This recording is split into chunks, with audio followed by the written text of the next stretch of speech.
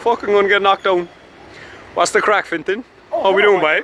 Good to bump into you on this Sunday. I know, yeah. Fancy doing a quick interview for my vlog? Alright, let's do it, yeah, sure. I want to buy a load of fucking clothes anyway. Mic check, mic check. As in, mic check. Mic.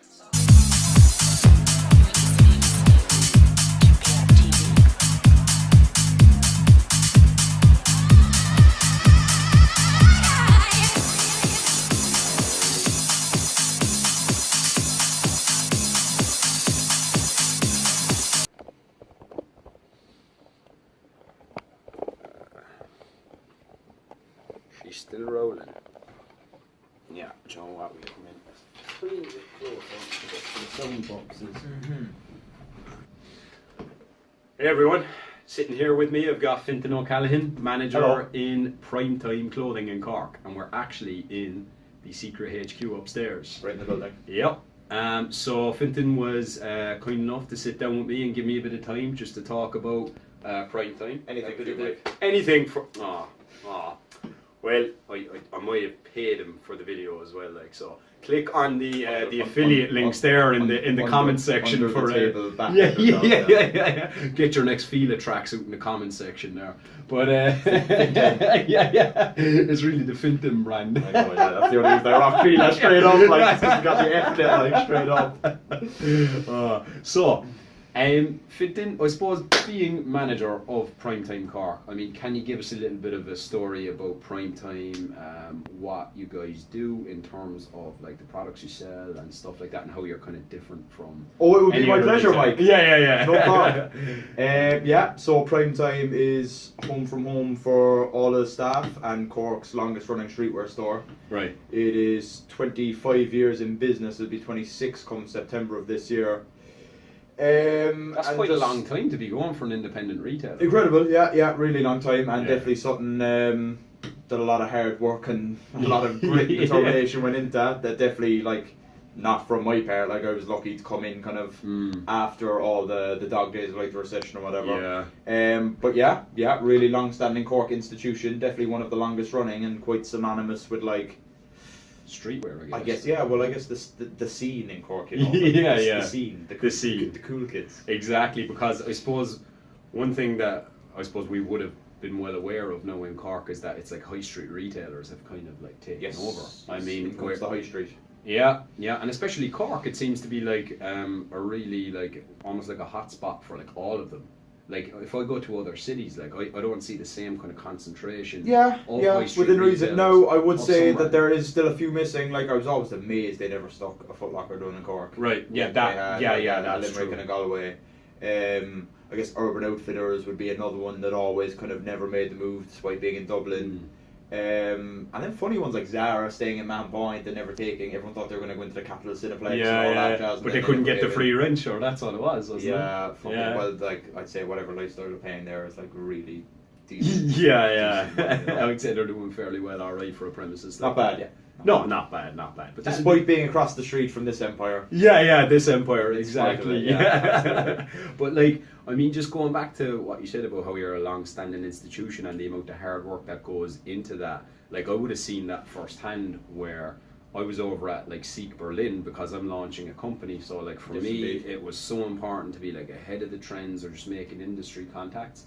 Yeah, like I mean, in here in Primtetime, they were sending all the staff over as well. Like, isn't that right? Like, you guys travelled over to Seek Berlin to kind of like absolutely. So that would be one of I guess the kind of niche things about Primtetime as a brand and as a company is that what's stocked in here is very much pulled from all around the place. Right. It's not like we stock this one brand or we stock this one look. It's quite a diverse range of brands and of looks, while still all tying into the same kind of foundational concept of kind of streetwear, stuff like that. Yeah. But still quite a broad spectrum within streetwear, you know. So yeah, travelling Seek Berlin is twice a year annually for us now, which is a wonderful chance to have. As you can see yourself, it's a sick show. Like the vibe there is awesome. Like it's what proper. What really struck me was like the difference in fashion. Oh, bro! Like I even thought when you were going, I was like, Mike is not gonna know like what to think because like if you ever see it, like anybody who ever goes, like people be swagged out, like €1,000 Nikes and Adidas, like all Supreme, Bape, like proper hyped up, like you know. But it's quite tough as well, because what you're seeing there is like, it's like if you put on a conference, like if you went to the ploughing championship and you thought it was just like, never going to happen. But go on. If you went there and you didn't really know what it was about or whatever, you think like, fuck, this whole country's full of farmers. Because that's the niche market you're seeing. So when you go to Seek and Bright, you're like, God, this look here is the coolest thing on earth. Like, everyone's going to be wearing this next year. But then you have to kind of remove yourself from it and realize, like, no, you're at a fashion show during Fashion Week in a fashionable city. So yes, it is going to be the high life of people there, and not really your like day to day, Monday to Friday kind of Joe Soap like out on the street, you know.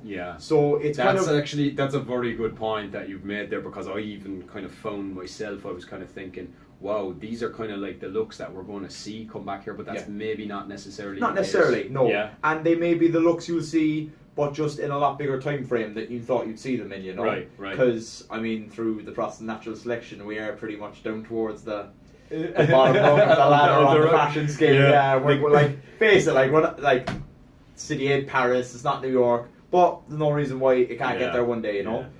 But coming over to your point is that, like, a lot of things you might see, you might think like, oh, so like chunky runners are going to be huge again. They're going to be next big thing.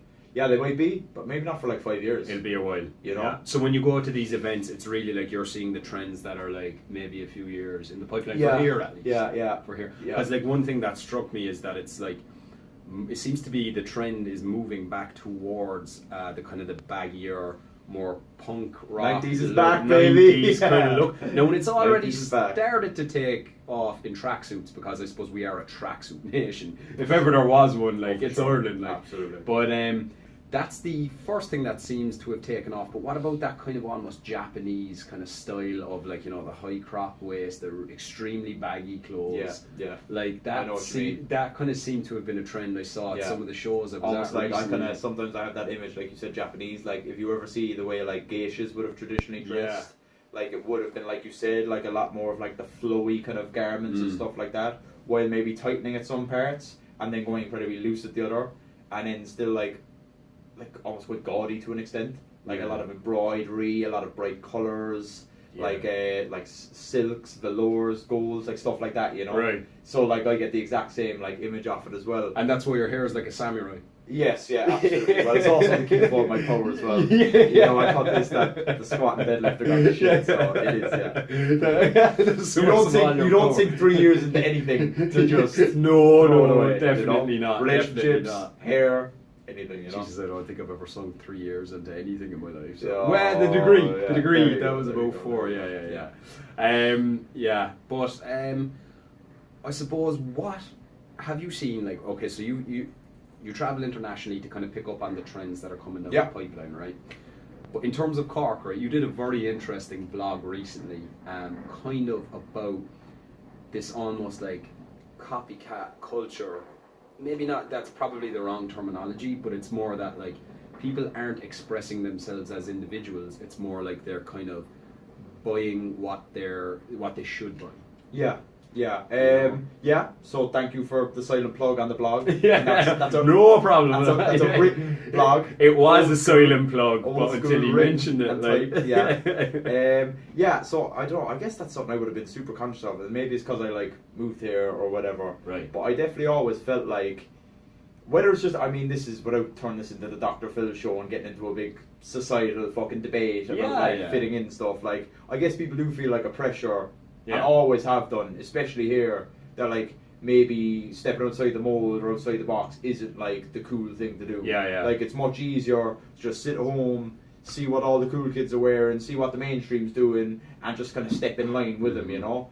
And then like we were all guilty of it in school. You know, someone comes in, they've done something mad to their hair, and we're like, oh, here, I see your man's hair there, like he must be mad, is he? And then you get older and you get a bit of sense on you, and you realise like, well, no, he's actually not mad. Maybe he just wanted to fucking do his hair like that. You know what I mean? It makes him happy. Yeah, exactly. And like, whose business is any of that? So like, when you apply that like same mindset to fashion, and it's like, oh, well, you know what? Like, I actually think like the polka dot pants with like the red and white pink flames coming off them are awesome. Yeah. And I don't really give a shit if the buddies are gonna laugh at me. Like, I think they're sick. Yeah. So I'm gonna rock those anyway. That's what I'm gonna wear tonight. And then you go out and all the buddies harass you, you're like, oh my god, what are those? Yeah, Like, you get yeah, those that's... off. But if that makes you happy, then fuck it, roll with it, you know? Yeah. And that's something that isn't that prevalent yet here, you know? You It's- definitely see it, but like in fashion, in like fashion houses, they often run like a pyramid kind of diagram to show like the 1% who would then influence the next percentiles, and that trickles down to the mainstream. And it's kind of a little diagram that kind of shows how influencing works Right. on a more like macro, micro kind of level, you know?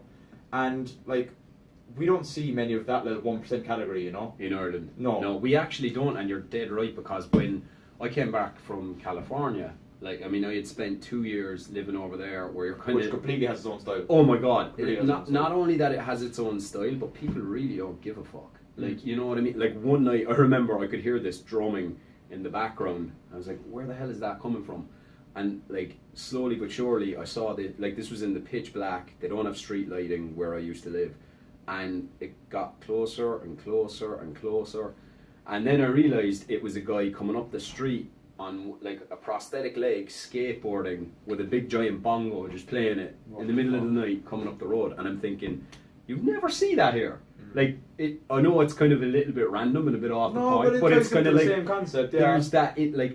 When I came back home, I was like, where's the individuality? It was very much like, I'm sure we probably have some crackhead motherfuckers who are looking to yeah. single leg skateboard with a bongo drum, but they'd be worried of what fucking Mary Murphy would think of them, so they don't bother. Exactly, you know? exactly. And I know this is very funny coming from the guy who's wearing, like, I don't know, the Irish influencer starter kit there or basic something. bitch starter Basic kit. bitch starter kit, like, do you know what I You mean? said it that but way. it's kind, I know, yeah, but it's kind of just funny to look at, right? Yeah. Like, it is, and absolutely. we're all like, We're all creatures to it, man. Yeah, Absolutely. yeah, like down 100%. to the smallest things we do on a day to day, you know. Yeah. Like, and you kind of don't realise it until you maybe almost step back and have a look and think like, fuck, why do I wear that, or why do I Yeah. act that way, or why do I say those things? And you maybe realise it's just because it's a bit easier to kind of be part of the mass, you know, be part of the norm, kind of safety and numbers kind of concept. Definitely. So like, yeah, one of the points I definitely would have like tried to make in the blog, and to be fair, it got quite a nice reception of people who did take the time to read it, Yeah. did kind of like interact on it or whatever. And a lot of people were just saying like, fuck yeah, Joe, when you really do take a step back and think about like, when I go shopping, why do I even go shopping in the shops I go to? Yeah. Do I like the stuff that's sold there, or is it just where I kind of think, oh well, that's the place you go shopping. Yeah. That's where all my friends go shopping. That's where I'm gonna go shopping, kind of thing, you know. Yeah, yeah. And like, not to like name any places or bash any places, but just for people to like maybe have a think of like, fuck, why do I actually even buy those things? Yeah. Or why do I actually even dress in that style?